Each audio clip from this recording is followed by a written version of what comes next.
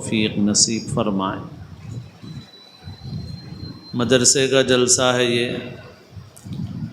اور طلباء کی ایک بڑی تعداد نے حفظ کلام پاک کی تکمیل کی ہے۔ اللہ تعالیٰ مدرسے کے ذمہ داروں کو، اساتذہ کو، معاونین کو، منتظمین کو، سب کو اللہ تعالیٰ جزائے خیر عطا فرمائے۔ ان بچوں کو، ان کے اساتذہ کو، ان کے سرپرستوں کو، سب کو مبارکبادی ہے۔ اللہ تعالیٰ سب کے حق میں بے حد مبارک فرمائے، قبول فرمائے۔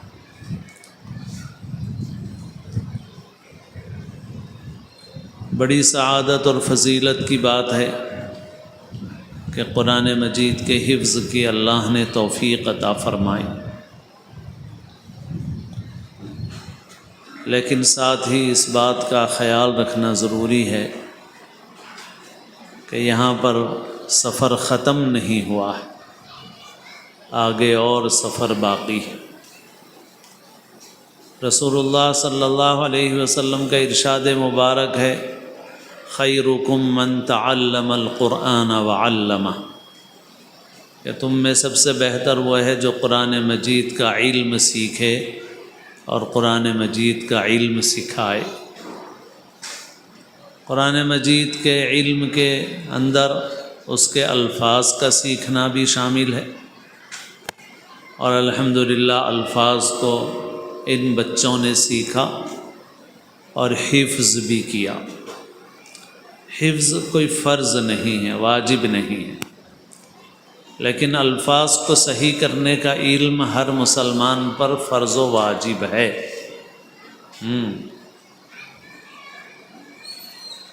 قرآن مجید کو صحیح تلفظ سے پڑھنا، جس کو تجوید کہتے ہیں، یہ ہر مسلمان پر واجب ہے۔ حفظ ہر مسلمان پہ واجب نہیں ہے۔ حفظ نہ کرے تو گناہگار نہیں ہے، لیکن قرآن تجوید کے ساتھ نہ پڑھے تو گناہگار ہو سکتا ہے انسان۔ تو اب سوال پیدا ہوگا کہ کیا ہم سب کو قاری عبدالباسط بننا ضروری ہے؟ تو قاری عبدالباسط بننا ضروری نہیں ہے۔ کتنی تجوید کا ایک کم سے کم درجہ ہے، وہ فرض ہے۔ وہ کم سے کم درجہ ہے حروف صحیح ہو جائیں، حا، عین، قاف، ذال، زا، واو، غاد، سین، صاد، یہ حروف ہیں، عربی زبان کے اہم حروف ہیں۔ ان کو آدمی صحیح ادا کرنا سیکھ لے اور اس پر اتنا قابو ہو جائے کہ قرآن پڑھے تو ان حروف کو صحیح ادا کرے، یہ ہے تجوید کا وہ درجہ جو ہر مسلمان پر فرض ہے۔ اب ہم میں سے کتنے لوگ اہتمام کر رہے ہیں بھائی اس کا؟ اللہ تعالیٰ کا نام ہے علیم، علم والا، علم سے علیم ہے، علم کی صفت والا۔ اور اگر ہم اس کو عین کے بجائے حمزہ پڑھیں گے تو ہو جائے گا علیم۔ تو علیم کے معنی تکلیف دینے والا، دردناک، تو وہ تو عذاب کی صفت ہے، قرآن مجید میں کئی جگہوں پر ہے وَلَهُمْ عَذَابٌ أَلِيمٌ۔ تو علیم کس کی صفت ہے؟ عذاب کی صفت ہے، اور علیم عین سے وہ اللہ تعالیٰ کی صفت ہے۔ اب ہم نے عین نکالنا نہیں سیکھا تو اللہ تعالیٰ کا نام اتنا غلط پڑھ رہے ہیں ہم کہ ایک عرب سنے گا تو وہ سمجھے گا کہ کچھ اور بول رہے ہیں آپ۔ تو یہ فرض ہے۔ اب زیادہ لمبی بات نہیں کرنا ہے، تھوڑی تھوڑی بات کرنا ہے، تو لہٰذا اتنی بات سے بھی سمجھداروں کے لیے کافی ہے۔ اس لیے چھوٹے ہوں، بڑے ہوں، بوڑھے ہوں، فکر کرنا ہے، کوشش کرنا ہے کہ ہمارا قرآن صحیح ہو جائے، وہ ہر مسلمان پر فرض ہے۔ لہٰذا اپنی تجوید صحیح کرو۔ اور تجوید جیسے میں نے کہا، تجوید صحیح کرنے کا مطلب یہ نہیں کہ سب قاری عبدالباسط بنے، پڑھائی چھوڑ دیں، کالج بند کر دیں، اسکول بند کر دیں، سب بند کر دیں، سب مصر جا کے قاری عبدالباسط بنے. ایسا نہیں ہے بھائی. اپنی مسجد کے امام صاحب کے پاس، اپنے محلے میں اپنے پاس بہت سکھانے والے ہیں، ان کے پاس چند حروف صحیح کر لو، ختم. مگر اس کی مشق کرنا پڑتا ہے. مشق نہیں کرو تو پھر وہی غلط نکلتا ہے. تو یہ ضروری. اب اسی طرح ایک اہم پہلو یہ بھی ہے کہ جو بچے باضابطہ مدرسوں میں نہیں پڑھ رہے ہیں، مکاتب میں پڑھ رہے ہیں، گھروں پر ٹیوشن پڑھ رہے ہیں، ان بچوں کو ہم ناظرہ ختم کرا رہے ہیں، مگر بغیر تجوید کے ختم کرا رہے ہیں.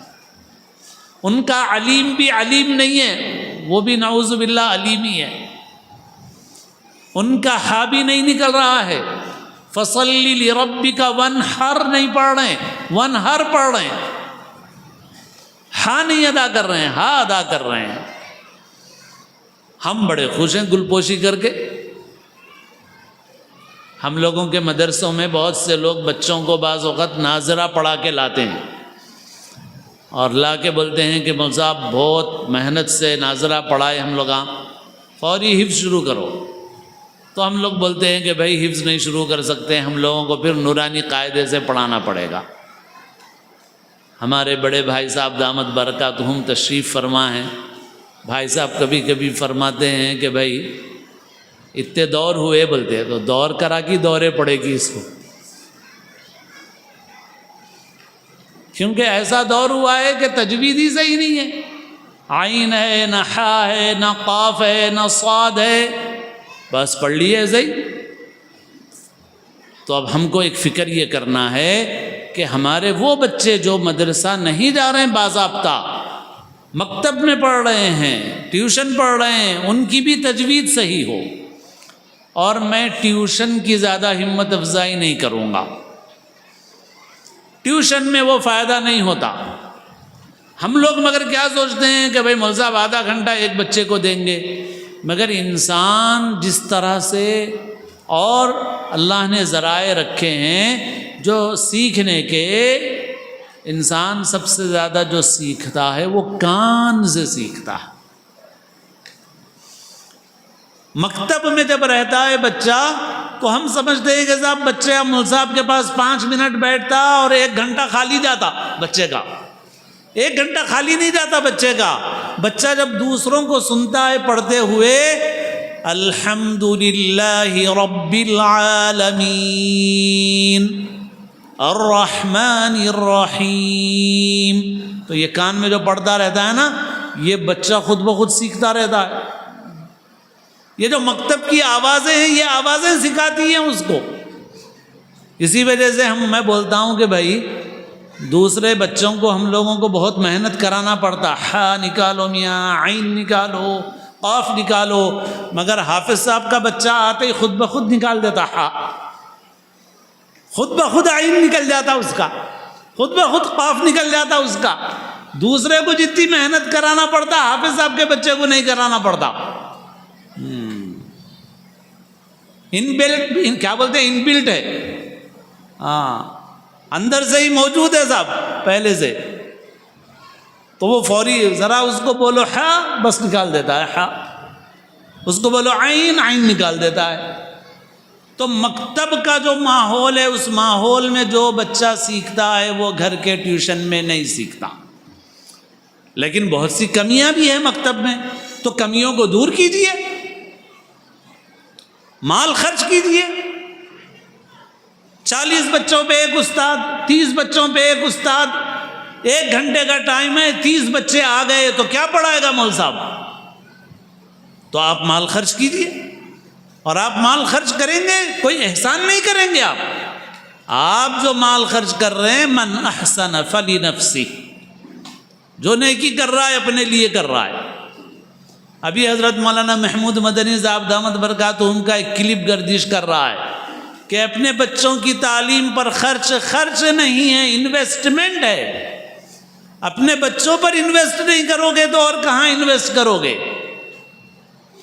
اور میں نے کل کے جمعہ میں بھی چند باتیں عرض کی ہیں اپنی مسجد میں، اور وہی آپ کے سامنے بھی دہرا رہا ہوں۔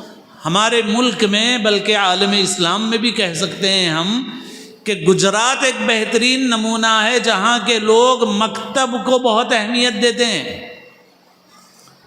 اور مکتب کو بچے ٹائم بہت دیتے ہیں، کم سے کم 2.5 گھنٹہ دیتے ہیں، اور خالی 3 سال 5 سال نہیں دیتے، بلکہ وہ فرسٹ سیکنڈ سے دیتے ہیں تو 10ویں 12ویں جماعت تک دیتے ہیں۔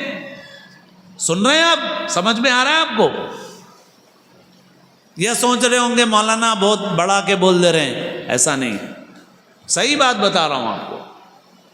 وہ فرسٹ سیکنڈ سے مکتب شروع کرتا ہے اور ہائی اسکول کرنے تک، 10ویں 12ویں کرنے تک مکتب جاتا ہے، اور 1 گھنٹے میں نہیں بھاگتا، 2 سے 2.5 گھنٹے دیتا ہے بچہ۔ اور گجراتیوں کی یہ خوبی ہے کہ انہوں نے یہ چیز نہ صرف گجرات میں باقی رکھی بلکہ وہ یو کے میں گئے، برطانیہ میں، تو برطانیہ میں جا کے گجراتیوں کی آبادی دیکھ لو آپ، گجراتیوں کے بچے پابندی سے مکتب جاتے ہیں۔ بمبئی جا کے دیکھ لو، بمبئی میں جہاں گجراتی رہتے ہیں وہاں چلے جاؤ، کبھی مغرب کی نماز کے وقت کھڑے ہو جاؤ آپ ان علاقوں میں جہاں گجراتی رہتے ہیں، آپ کو مسجد کے باہر لڑکے لڑکیاں منظم طریقے سے اسکارف پہن کے کھڑے ہوئے نظر آتے ہیں۔ جیسے ہی مصلی باہر نکلتے ہیں بچے اندر جاتے ہیں اور عشاء تک پڑھائی کرتے ہیں، زبردست مکتب چلتا ہے۔ برطانیہ یو کے گئے، یو کے میں مکتب چلاتے ہیں۔ ساؤتھ افریقہ میں جا کے بسے تو ساؤتھ افریقہ میں بھی مکتب چلاتے ہیں، اور اتنا منظم چلاتے ہیں کہ ابھی ایک عالم دین تشریف لائے تھے جو ہیں تو یہاں کے مگر اب ساؤتھ افریقہ میں رہتے ہیں، بتا رہے تھے کہ اس علاقے میں جتنی دینداری ہے دنیا میں کہیں اتنی دینداری نہیں ہے۔ ساؤتھ افریقہ میں جا کے بسے مگر اپنی تعلیم کو انہوں نے باقی رکھا۔ ہم لوگوں کے پاس حساب ایسا ہے، مکتب تو بالکل بیکار ہم لوگوں نے کر دیا اس کو، لہذا اپنے مکاتب کو منظم کرو، مضبوط کرو۔ فجر کے بعد کے مکتب تو آپ کے پاس ہے نہیں ہے، نہیں معلوم، حیدرآباد میں تو نہیں کے برابر ہو گئے، کوئی بات نہیں ہے۔ شام میں عصر سے عشاء تک کرو مکتب۔ ابھی میں مفتی صاحب سے بھی پوچھ رہا تھا، الحمدللہ ہمارے مدرسے میں لال ٹکری میں 5 سے 8 تک میں، ابھی بھی میں تھوڑی دیر پہلے کمرے پہ تھا تو فون آیا ایڈمیشن کے لیے، اور ایڈمیشن نہیں دے سک رہے ہم، فل ہو گئے ایڈمیشن ہمارے پاس۔ اور کہاں سے آیا ابھی فون میرے پاس؟ خلوت سے آیا، خلوت سے آ رہے ہیں، سلطان شاہی سے آ رہے ہیں، مغل پورے سے آ رہے ہیں، 10 کلومیٹر کے فاصلے سے آ رہے ہیں، اور شام میں 5 بجے سے 8 بجے تک کے مکتب میں پڑھ رہے ہیں، عصر سے عشاء تک کے مکتب میں۔ تو شام میں 2.5 گھنٹے 3 گھنٹے کا مکتب منظم کرو، مال خرچ کرو، پیسہ خرچ کرو۔ اور اس وقت اس ملک کے حالات میں ہمارے بڑے بھی ہم سے یہ کہہ رہے ہیں کہ اپنے بچوں کے دین اور ایمان کی حفاظت کے لیے مکاتب کو منظم اور مضبوط کرنا ضروری ہے۔ اس لیے مکاتب میں اپنا مال خرچ کرو، اپنے بچوں کو جو اسکول جا رہے ہیں مکاتب میں پڑھاؤ، مکاتب کو بہتر سے بہتر بناؤ، اور بچوں کو تجوید کے ساتھ قرآن مجید سکھاؤ۔ اور اس کے ساتھ اہم چیز جو ان حفاظ کے لیے بھی سب کے لیے بھی وہ یہ ہے کہ بھئی صرف تجوید سے قرآن سیکھنے سے علم نہیں آتا دین کا، حافظ بننے سے بھی دین کا علم نہیں آتا۔ تجوید سے قرآن سیکھا، قرآن کے الفاظ سیکھے، حفظ کیا، قرآن کے الفاظ رٹ لیے، سفر ختم نہیں ہوا۔ یہی کہہ رہا ہوں میں کہ آگے بہت سفر باقی ہے، ابھی علم حاصل کرنا ہے۔ صرف تجوید سے پڑھنے سے علم نہیں آ جاتا، صرف حفظ کرنے سے علم نہیں آ جاتا، علم کے لیے آگے کوئی نہ کوئی زبان سیکھنا پڑے گا آپ کو، اور اس زبان میں علم حاصل کرنا پڑے گا۔ اردو سیکھنا پڑے گا، عربی سیکھنا پڑے گا۔ اردو سیکھیں گے علم آئے گا، عربی زبان اچھی سیکھیں گے دین کے باضابطہ عالم بنیں گے۔ تو اب جنہوں نے حفظ کیا ہے ان کو اور ان کے سرپرستوں کو یہ نیت کرنا ہے، ارادہ کرنا ہے کہ اپنے بچوں کو ہم نے قرآن کے الفاظ تو پڑھا دیے اور حفظ کرا دیے، اب قرآن کے معانی سیکھنے کے لیے ان کو عالم دین بنانا ہے، دین کا علم حاصل کرنا ہے آگے اب۔ اور ہر مسلمان بچے کو بھی اردو آنی چاہیے۔ ایک زمانے میں عربی زبان کے بعد سب سے زیادہ دینی ذخیرہ فارسی زبان میں تھا، ایک دور ایسا گزرا، اصل ذخیرہ تو عربی میں ہے، عربی کے بعد کس میں ہے؟ تو عربی کے بعد سب سے زیادہ فارسی میں تھا، تو بڑے بڑے علماء ایران کے، روس کے، افغانستان کے علاقے کے تھے، بڑی بڑی کتابیں لکھی انہوں نے، لیکن پھر اس کے بعد اب یہ دور آیا تو اردو زبان کی عمر تو کم ہے، مگر اللہ نے اس کو یہ سعادت دی ہے کہ اس وقت دنیا میں عربی زبان کے بعد سب سے زیادہ اسلامی لٹریچر، اسلامی ذخیرہ اگر کسی زبان میں ہے تو وہ اردو زبان ہے، اور ہمارے لیے کتنی بڑی سہولت کی بات ہے کہ وہ ہماری مادری زبان ہے، مگر ہم اپنے بچوں کو وہ زبان نہیں سکھا رہے ہیں۔ تو لہٰذا مکاتب میں کیا کرنا ہے؟ مکاتب میں تجوید اچھی سکھانا ہے، مکاتب میں اردو اچھی سکھانا ہے۔ اور اگرچہ کہ یہ لڑکیوں کے مدرسے کا جلسہ نہیں ہے، مگر جلسہ تو دین کی بات کے لیے ہے۔ ایک بات اور، جو ایک مشورہ جو عرض کر رہا ہوں، بار بار دوہرا رہا ہوں اس کو، کہ بھائی ہماری بچیوں کے بہت مسائل سامنے آ رہے ہیں، اب حل کرنا ہے، علاج کرنا ہے، خالی رونا نہیں ہے، بلکہ رونے کو زیادہ اچھا نہیں سمجھتا میں۔ ہر جمعہ ممبر پہ رو، ہر جلسے میں رو، ہماری بچیاں جا رہی، ہماری بچیاں جا رہی، یہ رونا بند کرو، یہ کوئی علاج ہے؟ کوئی حل ہے؟ اپنی بے عزتی بڑھا رہے ہو، کام کرو، کیا کر سکتے ہو؟ تو لہذا اصل بہت مضبوط کام تو ہے اپنے اسکول قائم کرنا، اپنے کالج بنانا، اپنے ادارے بنانا، لیکن اب اتنی بڑی تعداد کے اعتبار سے وہ فکر ہم نے پہلے سے کی نہیں، حالانکہ کرنا چاہیے تھا۔ تو اب کیا کریں صاحب؟ تو اب مکاتب تو ہیں ہی، لیکن بچیوں کے لیے ایک اور مشورہ ہے میرا۔ آپ اپنی بچیوں کو جو بھی پڑھانا چاہیں، دنیاوی تعلیم میں بھی بچیوں کو کیا پڑھانا چاہیے، یہ ایک سوال ہے، اس میں ذرا عقل سے کام لے کے آگے بڑھو۔ بچیوں کو دنیاوی تعلیم بھی پڑھائے تو کیا پڑھانا ہے؟ اب بہت سارے لوگ بچیوں کو انجینئرنگ پڑھا رہے ہیں، کیا کرتے بھائی انجینئر بن کے؟ ہائی اسکول میں جو خطرات تھے وہ کم تھے، انٹر میں آئے تو خطرات بڑھ گئے۔ کون سے خطرات؟ میں زیادہ کھول رہا ہوں نہیں، آپ کو خود معلوم ہے، میں صرف اشاروں میں عرض کر رہا ہوں۔ پھر اس کے بعد انجینئرنگ میں گئے، عمر پختہ ہو گئی، معلومات پختہ ہو گئی، قانون معلوم ہو گیا، راستے معلوم ہو گئے، سب معلوم ہو گئے، اور اب جن لوگوں کے ساتھ روزانہ ہیلو ہائے ہے وہ 5 سال تک ہے۔ اور میں یہ باتیں خالی میں اندازے پہ نہیں بول رہا ہوں، کالج چلانے والوں سے باتیں کرنے کے بعد بول رہا ہوں آپ کو۔ ہائی اسکول سے زیادہ خطرہ انٹر میں، انٹر میں بھی اتنا نہیں ہے، 2 سال میں الگ الگ رستے، مگر اب انجینئرنگ میں آئے تو انجینئرنگ میں 5 سال تک کی دوستی ہے، اور دوسرے اور بہت سے پہلو ہیں جو خطرات کو بڑھا دیتے ہیں۔ ہم پوچھے بھائی کیوں پڑھا رہے ہیں بچیوں کو، تو ماں باپ کا اکثر جواب یہ ہے اچھے رشتے آنا بول کے پڑھا رہے ہیں۔ کیا کرنا ہے بھائی انجینئرنگ کر کے؟ اس سماج کا، ہماری عورتیں بھی سنیں، عورتوں کے کام کی بات کر رہا ہوں، ہم انسان ہیں الحمدللہ، اور انسانوں میں سب سے کامل پیغمبر ہیں، انبیاء ہیں،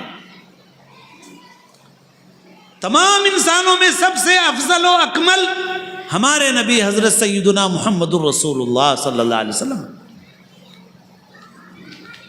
اور جو انبیاء کے راستے پہ چلنے والے ہیں وہ اعلیٰ درجے کے انسان ہیں۔ انسانوں کے زندگی گزارنے کا طریقہ جانوروں کی طرح نہیں ہے. انسانوں کی زندگی میں سب سے اہم چیز گھر ہے. گھر سنو اچھی طرح سے. گھر کے بغیر کتا ہو سکتا ہے, بیل ہو سکتا ہے, بکری اور بھینس ہو سکتے ہیں, انسان نہیں ہوتا گھر کے بغیر. یہ ویمنس ہاسٹلوں میں, یہ ہاسٹلوں میں, وہ ہاسٹلوں میں بڈھے ہو جا رہے, انسانوں کی زندگی ہے یہ. فیملی کے بغیر زندگی ہے کوئی؟ گھر جو سب سے زیادہ عزت کی چیز ہے, سب سے زیادہ قیمتی چیز ہے, جس کے لیے سب سے زیادہ قربانی کی ضرورت ہے, لیکن اس موجودہ دور میں ان دشمنوں نے, انسانیت کے دشمنوں نے کچھ ایسا پڑھایا ہے اسکولوں کے ذریعے, کالجوں کے ذریعے, فلموں کے ذریعے, ڈراموں کے ذریعے, کہ گھر گھٹیا چیز بن گیا. گھر گھٹیا.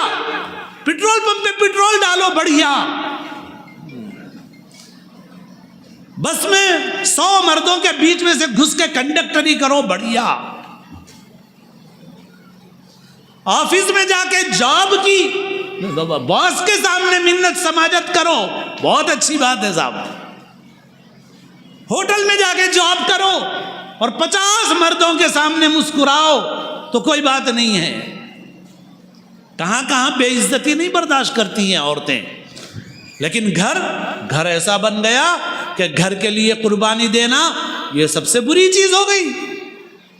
گھر سب سے گھٹیا ہو گیا. ارے گھر سب سے گھٹیا نہیں ہے. انسان چاہے وہ مسلمان ہو یا کسی اور مذہب کا ہو, ہر انسان کے لیے سب سے اہم چیز گھر ہے. گھر. عورت کو سب سے زیادہ اس علم کی ضرورت ہے جس علم سے گھر چلایا جا سکے. گھر کیا ہے؟ گھر وہ کارخانہ ہے جہاں انسان بنتے ہیں. دنیا کے کارخانوں میں چیزیں بنتی ہیں, لیکن ساری چیزیں کس کے لیے بن رہی ہے بھائی؟ یہ گھڑی کس کے لیے بن رہی ہے؟ یہ فون کس کے لیے بن رہا ہے؟ یہ گاڑی کس کے لیے بن رہی ہے؟ یہ کار کس کے لیے بن رہی ہے؟ یہ ہوائی جہاز کس کے لیے بن رہا ہے؟ انسانوں کے لیے بن رہے ہیں. مگر بھائی انسانوں کو بھی تو بنانا ہے, اور انسانوں کو بنانے کی جگہ گھر ہے.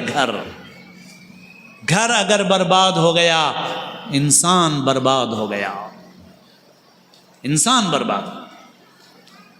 تو اب ہماری بچیوں کو کیا پڑھانا ہے, یہ ایک سوال ہے. تو اگر بچیوں کو عصری تعلیم پڑھانا چاہ رہے ہیں تو تعلیم کی لائن میں آگے بڑھاؤ. اگر صلاحیت ہے میڈیسن کی لائن میں آگے بڑھیں تو بھی کوئی حرج کی بات نہیں ہے, بشرطے کہ ان کی دینی تربیت بہت اچھی اور مضبوط ہو. اور بھی کچھ چیزیں ہو سکتی ہیں. بہرحال اب اس میں زیادہ نہیں جانا ہے, لیکن بہرحال آپ جو بھی پڑھائیں بچیوں کو, ایک مشورہ ہے, کوئی عمل مشکل نہیں ہے آپ کے لیے. وہ مشورہ یہ ہے کہ 1st کلاس سے لے کے 5th تک ان 5-6 سالوں میں آپ 3 سال کے لیے ایک فیصلہ کرو. وہ فیصلہ یہ ہے کہ بچی کا اسکول میں خالی ایڈمیشن رکھیں گے, لیکن 3 سال پڑھائیں گے صرف اور صرف مدرسے میں, ختم. اور 3 سال مدرسے میں کیا پڑھاؤ؟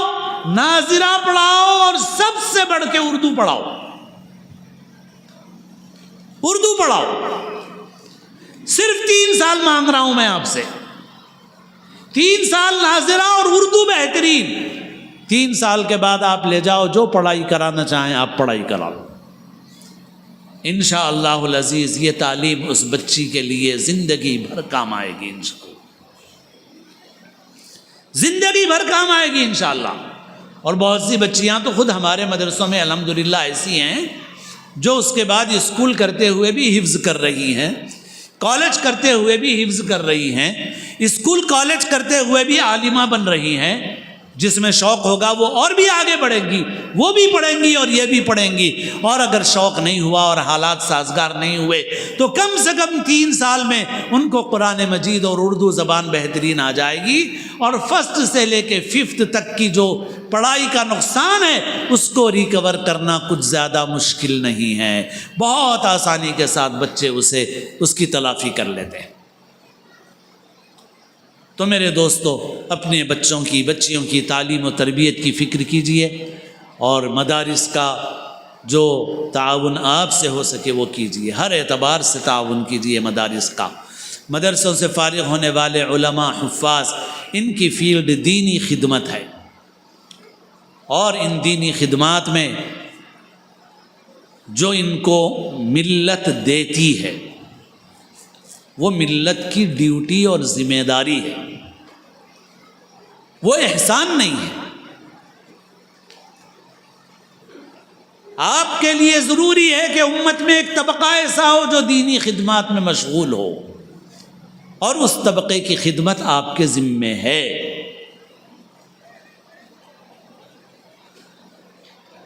مولانا انعام احمد صاحب قدس اللہ، حضرت شاہ ابرار الحق صاحب رحمۃ اللہ علیہ کے خلیفہ ہیں۔ ایک مرتبہ ان کے پاس کچھ لوگ آئے اور انہوں نے کہا کہ مولانا، یہ مدرسوں میں جو بچے پڑھ رہے ہیں آپ کے، یہ چندہ کرنے والوں کی ٹیم تیار کر کے آپ ملت کا کون سا بھلا کر رہے ہیں؟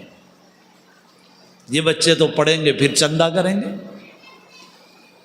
تو مولانا نے فرمایا کہ دیکھو بھائی، میں جو جواب دوں گا اس کو نوٹ ضرور کرنا تم، پھر آگے کے سوالوں کا جواب دوں گا ورنہ نہیں دوں گا۔ ان لوگوں نے کہا ہاں ضرور کریں گے۔ مولانا نے فرمایا تم یہ بتاؤ مجھے کہ کارپوریٹر کو جو تنخواہ ملتی ہے وہ کہاں سے ملتی ہے؟ ایم ایل اے کو جو تنخواہ ملتی ہے وہ کہاں سے ملتی ہے؟ سی ایم کو جو ملتی ہے وہ کہاں سے ملتی ہے؟ منسٹر کو، پرائم منسٹر کو جو ملتی ہے وہ کہاں سے ملتی ہے؟ صدر جمہوریہ کو جو ملتی ہے وہ کہاں سے ملتی ہے؟ جج کو اور چیف جسٹس کو جو ملتی ہے وہ کہاں سے ملتی ہے؟ لوگوں کے ٹیکس کے پیسے سے ملتی ہے۔ مولانا نے فرمایا یہ سماج کا اصول ہے کہ جو سماج کے لیے اپنے کو فارغ کرے گا اس کی ذمہ داری سماج کے اوپر ہوگی۔ لہذا مدرسوں کی اعانت کرنا، اور جو لوگ مساجد میں مدارس میں خدمت کر رہے ہیں ان کی بہتر طریقے سے خدمت کرنا آپ کی ذمہ داری ہے۔ اللہ تعالیٰ اپنے فضل سے، اپنے کرم سے اس ادارے کو اور جملہ دینی اداروں کو اللہ تعالیٰ بے حد قبول فرمائے۔ چونکہ کافی وقت ہو چکا ہے، اس وجہ سے میں انہی گزارشات پر اکتفا کرتا ہوں۔ اللہ تعالیٰ ہم سب کو کہنے سننے سے زیادہ عمل کی توفیق نصیب فرمائے۔ وآخر دعوانا ان الحمد للہ رب العالمین۔